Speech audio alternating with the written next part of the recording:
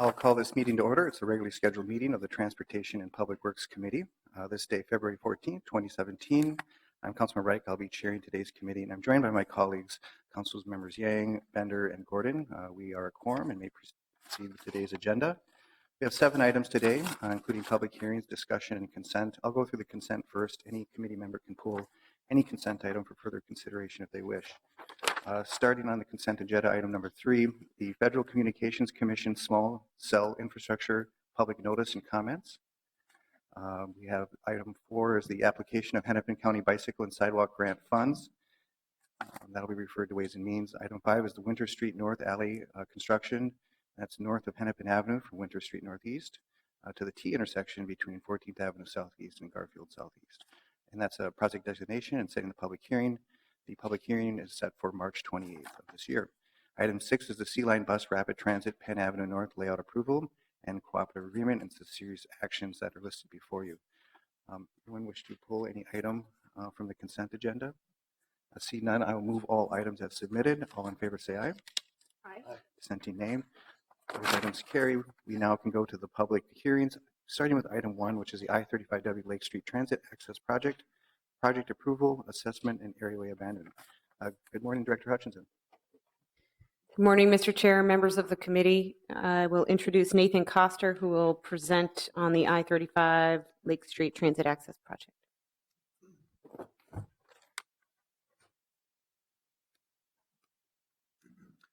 Good morning, Mr. Chair, members of the committee. My name is Nathan Koster, Supervisor, Transportation Planner, City of Minneapolis Public Works Department, Transportation Planning and Programming Division. Today, I am here to present for the I-35W Lake Street Transit Access Project. This project includes a multitude of improvements associated with the I-35 and adjacent local street network between the I-94 Commons and 42nd Street South.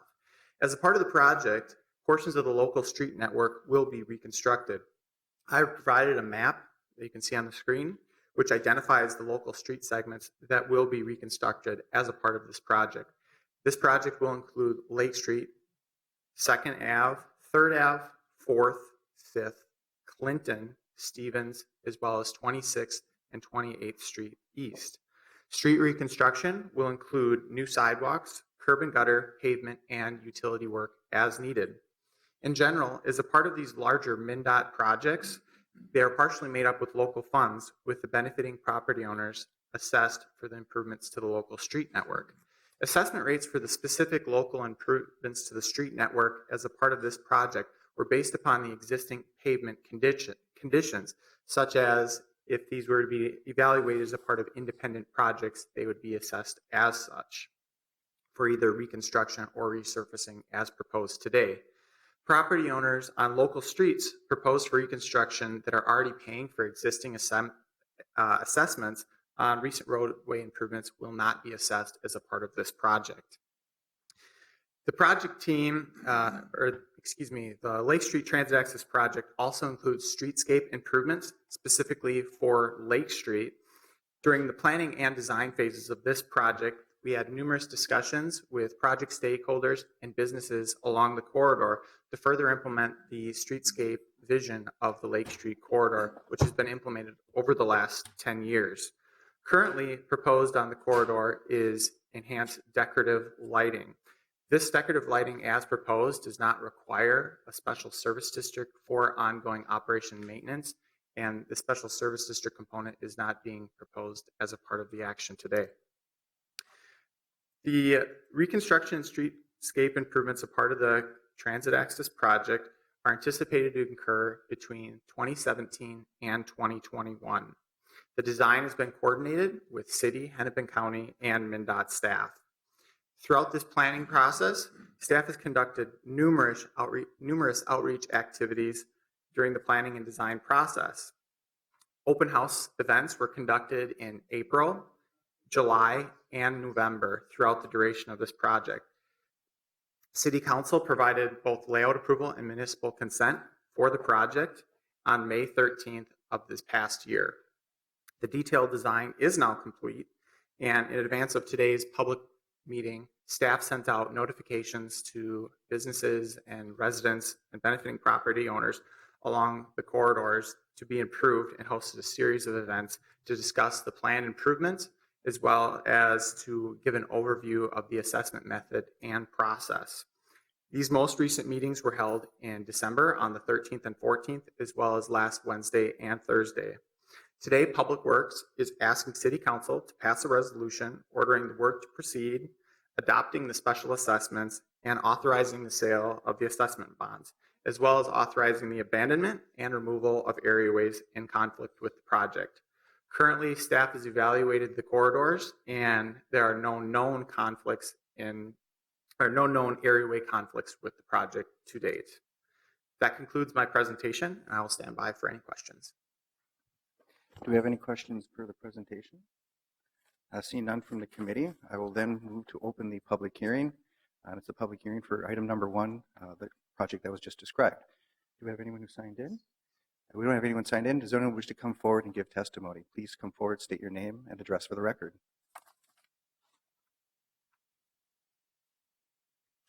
I just have a question. We have a couple of properties on that 4th Avenue, 1814 to 1908 4th Avenue. Last summer, you tore up our sidewalks and curbing, and I don't know what for, I guess for, maybe pipes or something. So I don't see any reason why we need an assessment to have this work redone. Ma'am, could you state your name and address for the record so we can know how best to answer your sorry, question? what? Your name and address for the record. My name is Clarissa Davis, and I'm one of the ministers at this church. Oh, okay. Thank you. We'll take all the testimony. If there's any specific questions, the project team can answer them. So I think we've got those questions down, and then we'll answer them in kind. Thank you. Anyone else wish to come forward and make comment or testimony regarding this project? Please come forward and state your name and address for the record. That's David Peel, 3127 2nd Avenue South. And I'm here representing my neighbors as well, the block club that exists. There's 14 properties along 2nd. And we've kind of come to accept the project. It does not improve livability at all for us on 2nd Avenue being right next to the freeway. It brings a ramp that's a single lane right now into a double lane and more traffic past our houses, which is already kind of a frontage road / off ramp, trying to double as a residential street. So we're not necessarily opposing the project at this point, but we've been dealing with it for 17 years, I think, between the two versions of it, the first round and then the second round. And all along, we've been told that we would not be assessed to help pay for it. And when I look at the verbiage, it says benefiting properties are to be assessed. We do not benefit in any way from this. We have perfectly good curbs and sidewalks, and we have decorative lighting that we're still paying for. So it's our belief that our assessments should be either significantly reduced or eliminated for the residential properties along the 3100 block of 2nd and the 2 that are on the 3000 block. Thank you. Thank you for your testimony. Please come forward, state your name and address for the record. Good morning. I'm Daniel Rosen, 123 North 3rd Street. I'm of the Parker Rosen Law Firm. I represent Sears Holdings Corporation, which is the owner of the Kmart store. Our question for the council should have our written objection to the assessment. Our question for the council is how this project may interrelate with plans that we've heard about and have been contemplated with regard to the opening of Nicollet Avenue through the Kmart property to Lake Street. Thank you. Thank you. Anyone wish to come forward and make testimony on this project? Anyone wish to come forward? I see none. I will close the public hearing and ask staff to address some of the points or questions that were inquired or brought up in testimony.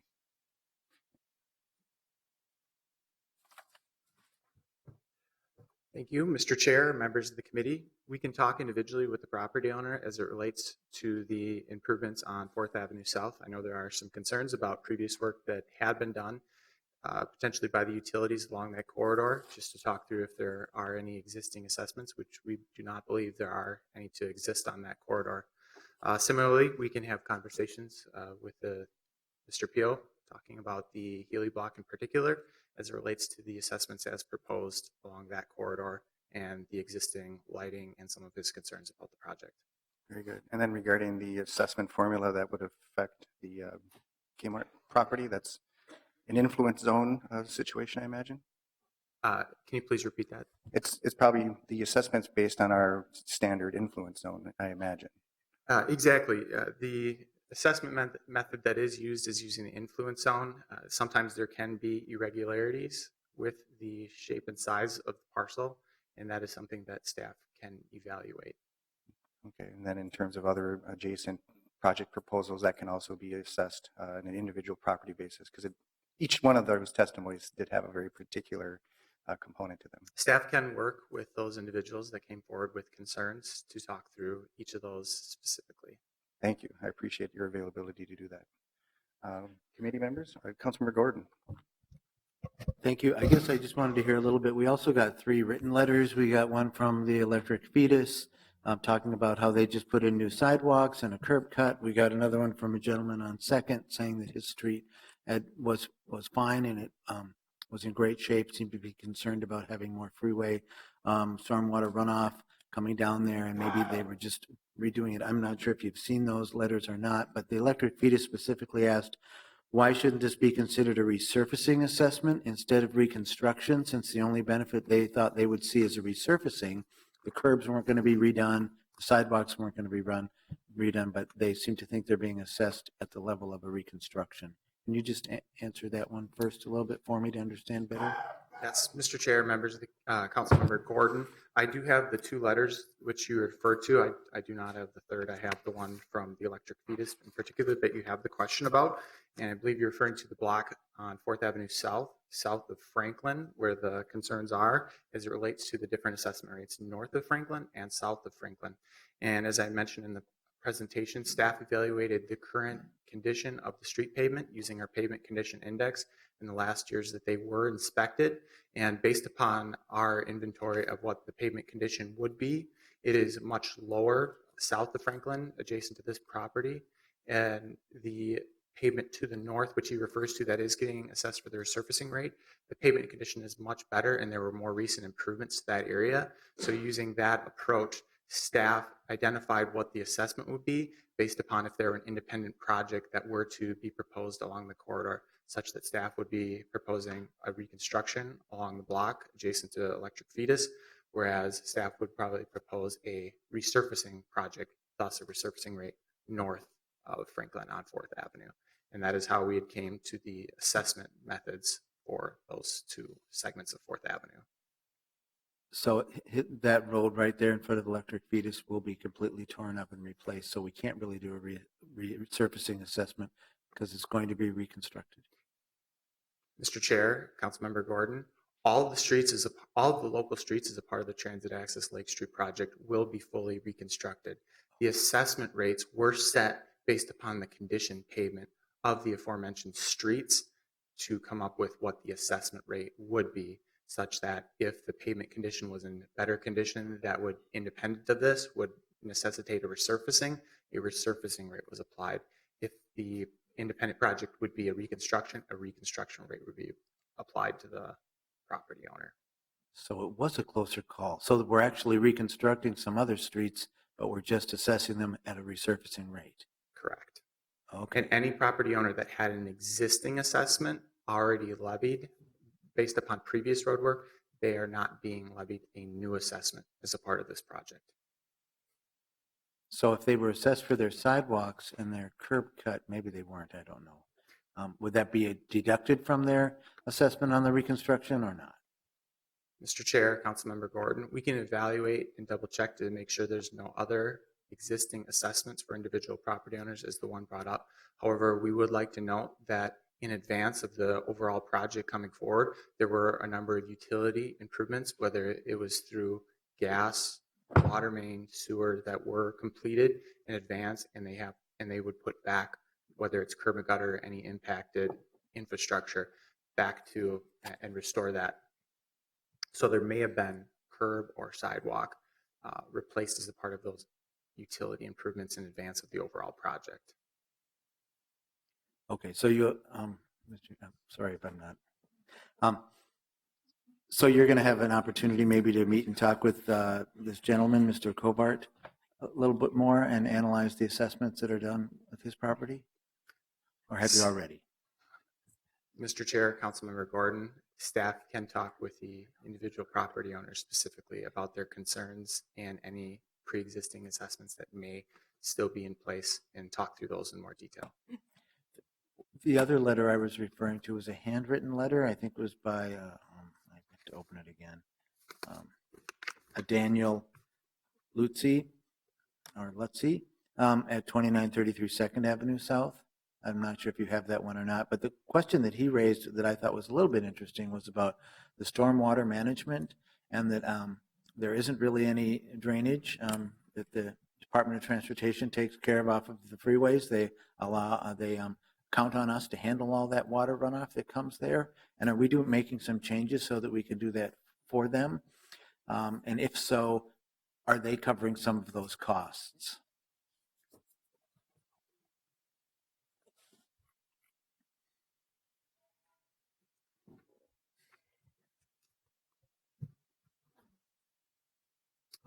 Did that make sense? Chairman Wright, Councilmember Gordon. My name is Paul Miller. I'm a project manager with Transportation Public Works, Transportation Planning and Programming. I was at the public meeting on Tuesday night, and I got to meet Daniel. He had told me that he would be sending a letter in, so this is the letter you're talking about. I think he might possibly be confused as to what is being proposed for utility work on 2nd Avenue, and confusing that with the storm drain work that's being done as part of the 35W itself. So I certainly could have a conversation with Daniel and straighten out that confusion. I appreciate that. So are we having to manage some of the stormwater through our stormwater system that's on our streets next to the freeway? No, not as part of our system, no. Okay. There certainly are improvements to our system. There will be improvements to the stormwater system for the freeway, but we're not managing freeway water in our system. Okay. Thank you. Any other questions for the presentation and testimony? Seeing none, I will move the project forward as recommended. There's a series of passage resolutions, all of which lead to the means by which the project will get funded. Councilmember Bender. Thank you, Mr. Chair. We just wanted to make a brief comment about this.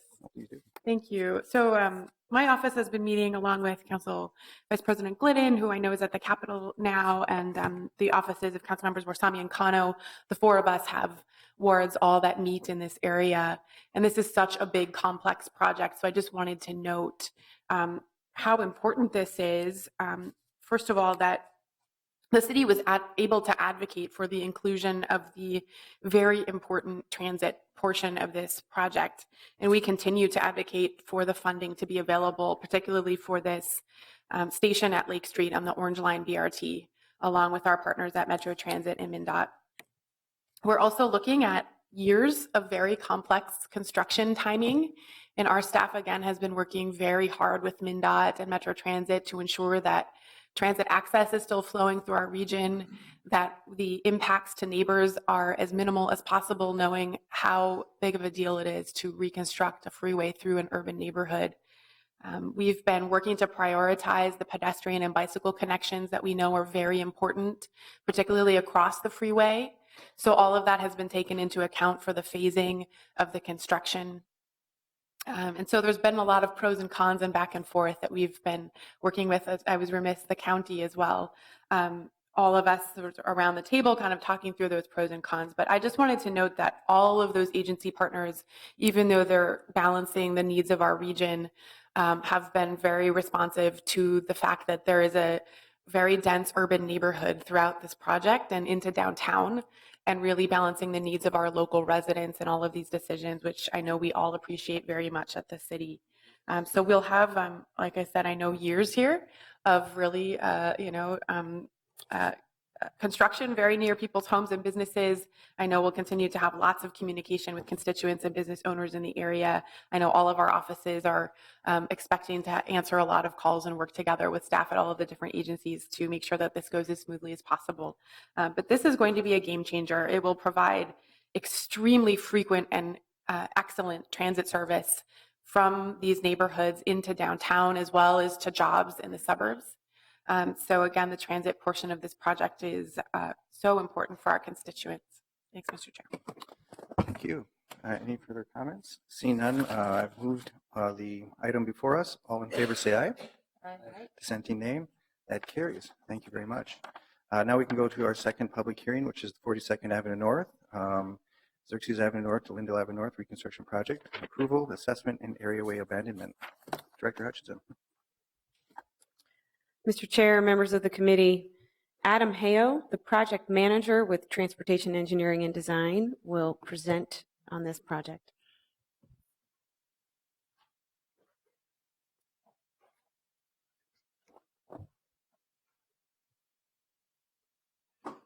Good morning, Mr. Chair and members of the committee. My name is Adam Heo. I'm a project engineer with the Transportation Engineering and Design Division of Public Works. Today I'm here presenting for the public hearing for 42nd Avenue North reconstruction, city project number 6756. The proposed project consists of reconstructing 42nd Avenue North between Xerxes Avenue North and Lindale Avenue North, approximately a mile and a half of reconstruction. Elements to be included as part of the proposed project includes full removal of the existing road, new sidewalks with ADA compliant pedestrian ramps, bike lanes, new pavements with new curb and gutter, and also utility improvements. The project will also include planted boulevard with trees, planted trees, curb bump out treatments, signal improvements, and also new pavement markings. The total project cost is $12.1 million. The total street reconstruction assessment for 42nd Avenue North is $1.7 million.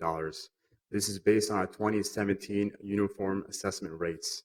The rest of the funding sources for the project are roughly $9.6 million in cash transfers, $400,000 stormwater revenue, and $120,000 in water revenue. Staff has conducted numerous outreach activities throughout the planning and design of the project. There were two community meetings held at Weber Park Community Center, as well as meetings with both Victory and Weber Camden neighborhood organizations. City Council approved the layout for 42nd Avenue North on July 22nd, 2016. The detailed design for the project is now complete. In advance of today's public hearing, staff held a pre-assessment meeting to provide an overview of the project, discuss plan improvements, and answer any questions related to assessment method and process. This meeting was held on February 7th with approximately 20 people attending.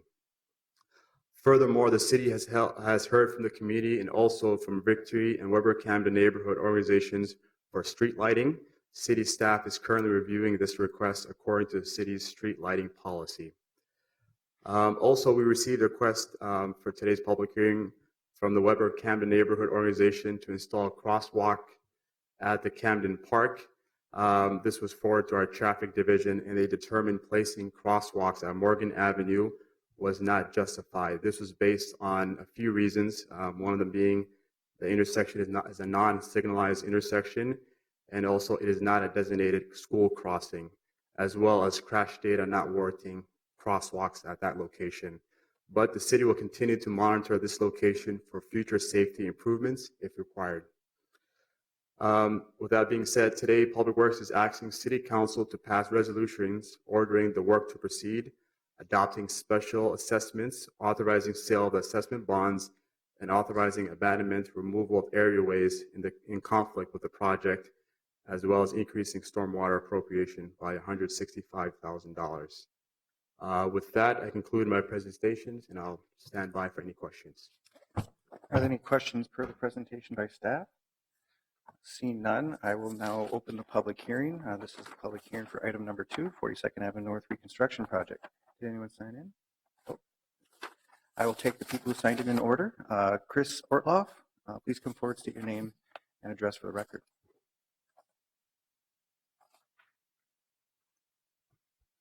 Hello, I'm Chris Ortloff, 4143 Washburn Avenue North.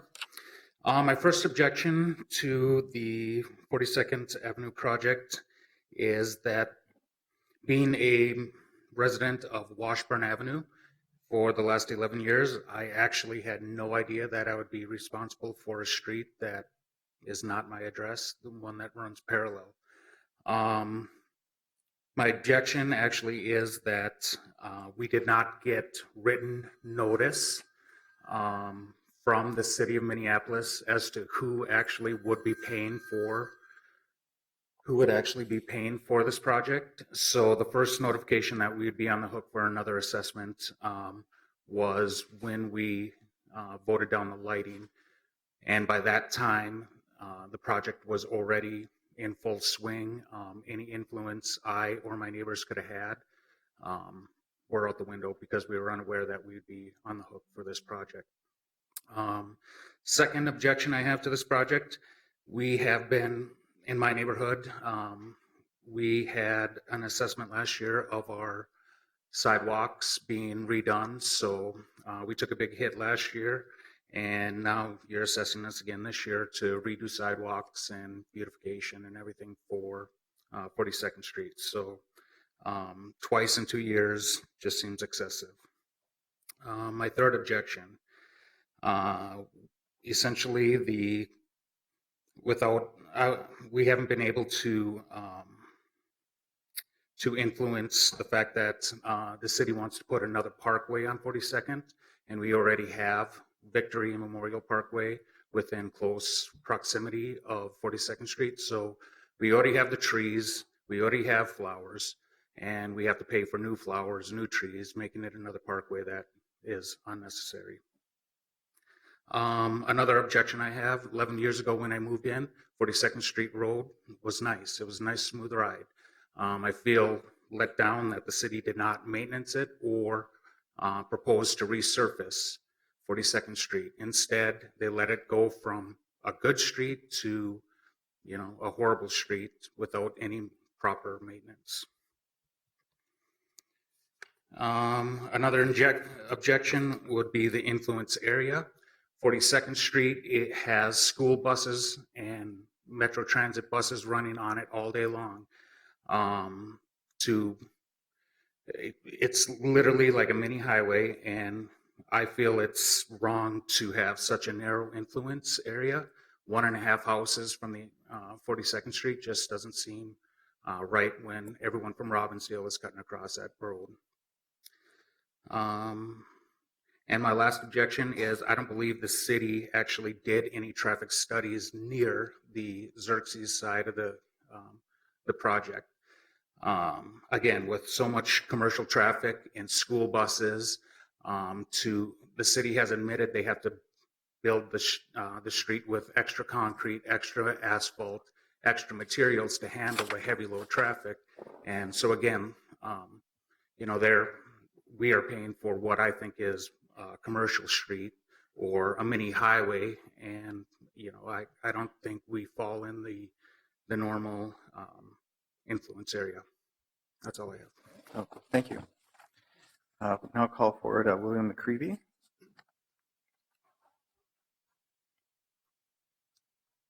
Mr.